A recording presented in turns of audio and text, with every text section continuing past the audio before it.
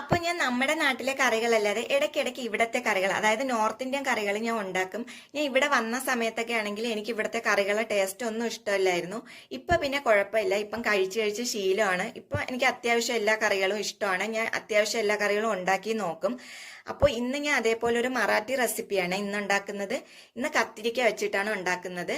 അധികം സാധനങ്ങളും ഒന്നും ഇതിന് വേണ്ട. കത്തിരിക്കയും വേണം, പിന്നെ കുറച്ച് കപ്പലണ്ടി വറുത്തത് വേണം, കുറച്ച് തേങ്ങ എന്ന് വെച്ചാൽ 2-3 സ്പൂണ് തേങ്ങ മതി.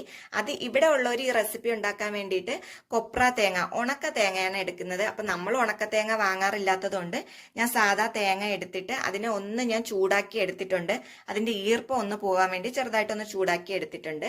പിന്നെ കപ്പലണ്ടി വറുത്തിട്ട് ഒന്ന് മിക്സറിന്റെ ജാറിലിട്ട് ഒന്ന് പൊടിച്ചെടുക്കണം. പിന്നെ കത്തിരിക്ക കഴുകിയിട്ട് അത് നെടുകെ 4ആയിട്ട് കീറി വെക്കണം.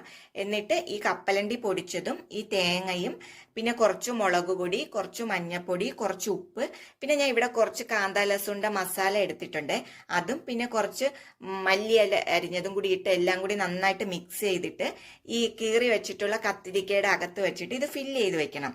എന്നിട്ട് ഇത് മാറ്റി വെച്ചിട്ട് പിന്നെ ഒരു ചീനച്ചട്ടി വെച്ച് അതിലേക്ക് എണ്ണ ഒഴിച്ചു കൊടുക്കണം.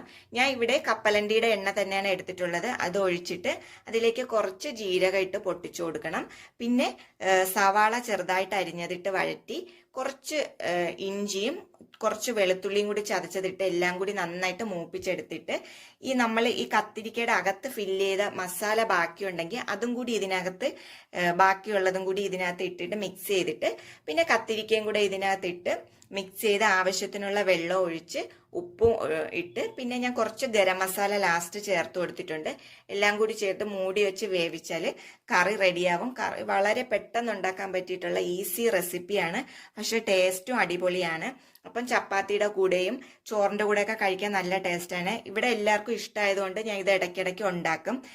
അപ്പോൾ കറി ഉണ്ടാക്കിയത് എല്ലാവർക്കും ഇഷ്ടപ്പെട്ടു. അപ്പോൾ ഇതേപോലെ നോർത്ത് ഇന്ത്യൻ കറികളൊക്കെ കഴിക്കാൻ താല്പര്യമുള്ളവരാണെങ്കിൽ ഇതുപോലെ ഒന്ന് ഉണ്ടാക്കി നോക്കണേ. അപ്പോൾ വീഡിയോ ഇഷ്ടപ്പെട്ടിട്ടുണ്ടെങ്കിൽ ലൈക്ക് ചെയ്യണം. ആദ്യമായിട്ട് കാണുന്നവരുണ്ടെങ്കിൽ പേജ് ഫോളോ ചെയ്യാൻ താല്പര്യം ഉണ്ടെങ്കിൽ ഒന്ന് പേജ് ഫോളോ ചെയ്യണം. നിങ്ങളുടെ അഭിപ്രായങ്ങൾ കമൻറ്റും കൂടി ചെയ്യണം കേട്ടോ.